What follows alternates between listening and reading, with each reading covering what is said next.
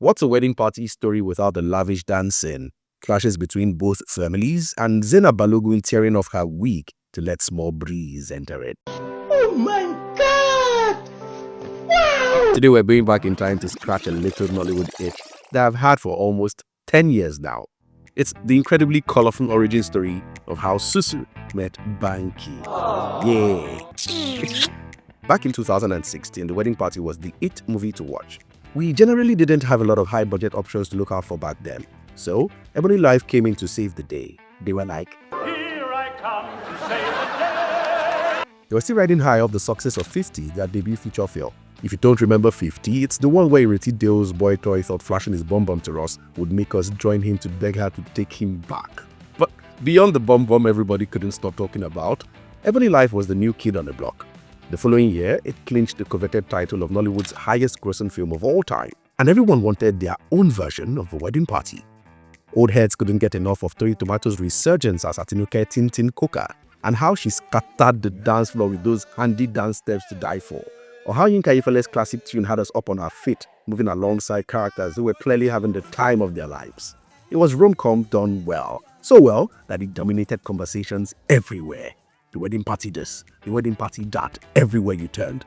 So well, in fact, that to this day, Nollywood keeps dishing out movies with lavish wedding party scenes embellished into them, even if it's not necessary. I know what they say about a successful outing in the movie industry. If part 1 made money, forget it. Part 2 is definitely coming. So, ladies and gentlemen, boys and girls, that's how we got saddled with The Wedding Party 2, Destination Dubai. Because what's better than one local movie doing well? Fly everybody abroad and make it international, Joe. It's been 6 months since Nonso and Deirdre walked off into the sunset to pursue whatever it was between them in the wake of Dunia Dozier's wedding ceremony. We get a montage showing just how much closer they've gotten in all that time. And now, tonight, this night, things will happen. Their future will get decided. Deirdre thinks Nonso has brought her to this fancy restaurant to propose. She can't contain her excitement so much she sneaks off into the bathroom to call her friends. Remember them now, Dunia and Yemisi? And both of them fully encourage her delulu. When she returns, she walks into the aftermath of a failed proposal that just happened moments earlier. Only that she doesn't know anything about it. But we do, and also does too. But the problem is, he's holding the ring tossed away by the other couple and smiling sheepishly like he just discovered something under the table. And in all that confusion, Deirdre thinks she's the one being proposed to, and she says yes. And just like that, we're headed for the altar. We've got a wedding to plan. We're quickly reintroduced to the rest of the gang. The cookers and non-cookers are getting along pretty well. Obialuju and Tintin in particular can stand each other and even share genuine moments of affection. They're joined by their children aboard the yacht when Nonso breaks the news of his upcoming nuptials. His parents are confused, but the cookers are excited enough for everybody. Over in the UK, Deirdre is having problems of her own convincing her parents about her engagement to this Nigerian man they've heard nothing about up until now. After meandering through jokes about how she's 3,000 and something in line to the British throne, she finally convinces her strong-headed father and he agrees to come over to Nigeria for the official introduction ceremony. Up to this point, we've been bombarded with jokes that really don't land and comments that make you roll your eyes more times than not. But what comes next is truly mind-boggling.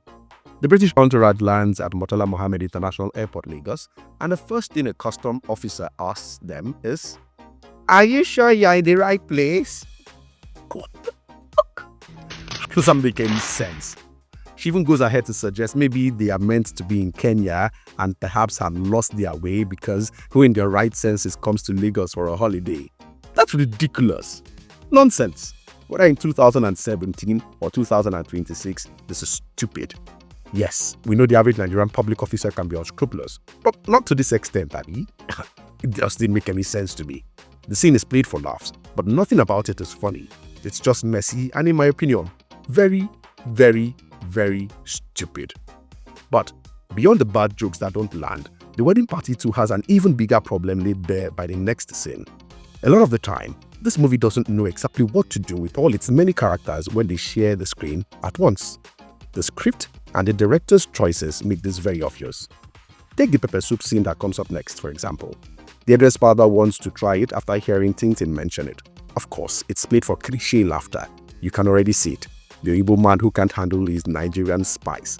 Slapstick, low-hanging fruit, we get it. But the issue isn't just that the jokes are simple, it's that they are unintelligent. and unfunny. The writing and delivery feels flat every single time. The actors look like they are fighting for their lives, and the director's vision, if there is one, is nowhere to be found. Not in the blocking, not in the set pieces, not in the color palette that made the first film pop. And this one looks very dull. Every scene feels like it is begging for its life, begging to be rescued. Then there's the shoehorning, which I did not get. Almost everyone from the first film is dragged back. Frank Donger's Harrison with his stupidity down to the max. Beverly Naya's Rosie, Afiz Oyetoro's Orioke of Ekiti, Zeda Palogo's Wood-tearing event planner, Yam Michael, just name it. Everyone is brought back even when it logically doesn't make sense. It's like the filmmakers learned all the worst lessons from the first one and for some reason wanted to bring everybody back. And I'm like, why is this person in this film, please? And then there is Bam Bam and Tintin. They are everywhere. Of course, we love these two. And yes, their daughter is married to the onlookers, but it's not their child getting married this time. Yet, they're everywhere. In almost every scene, everywhere you turn, intimate family moments where they shouldn't be, they are there. There are better ways to show an extended family unity, if you ask me. And this film barely hits any of those marks.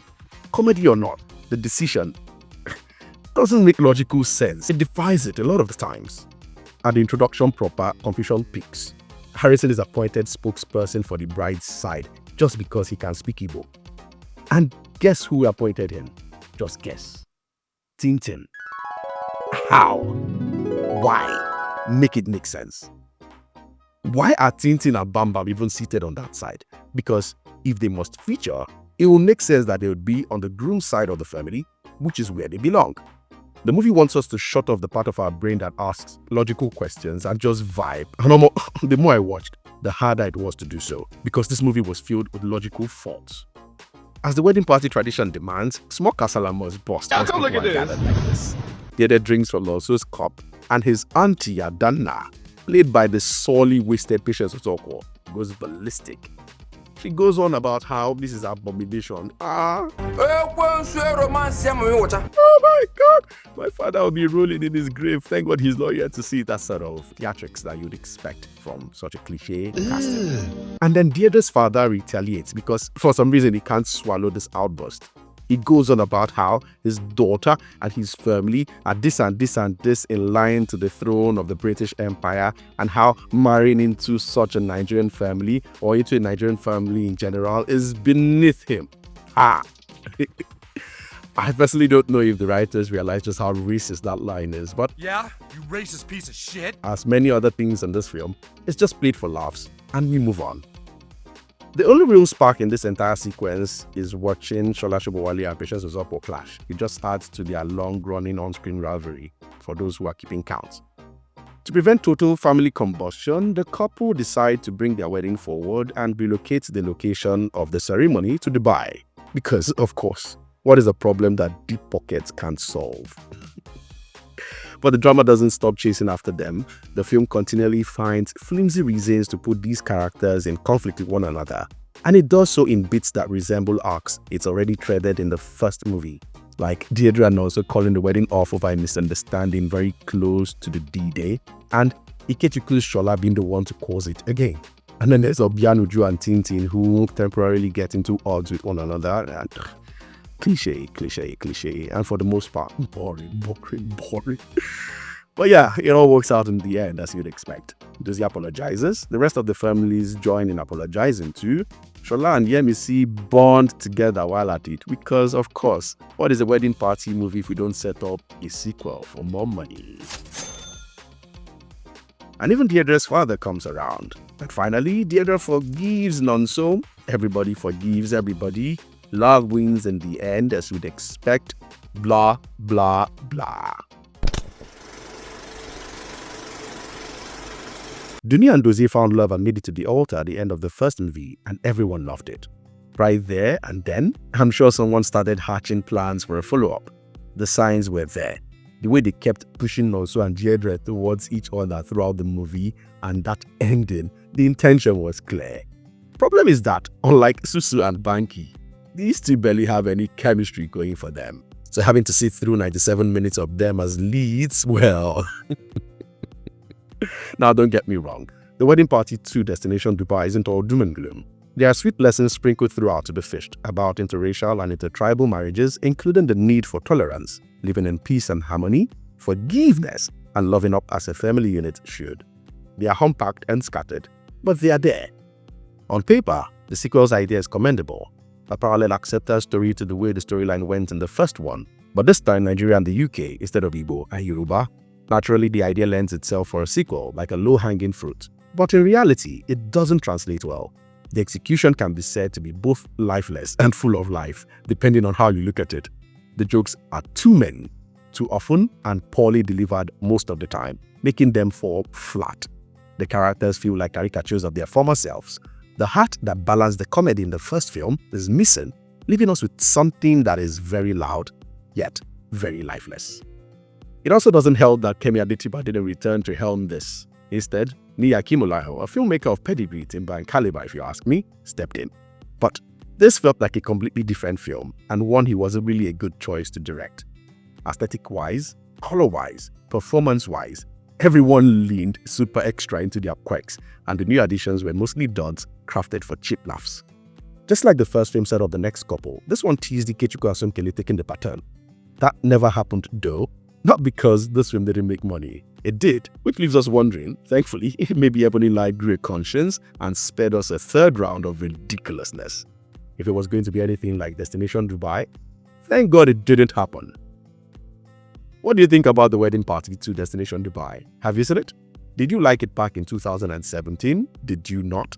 Whatever the case, let me know in the comments. Like, share, subscribe, and as always, I'll see you in the next video.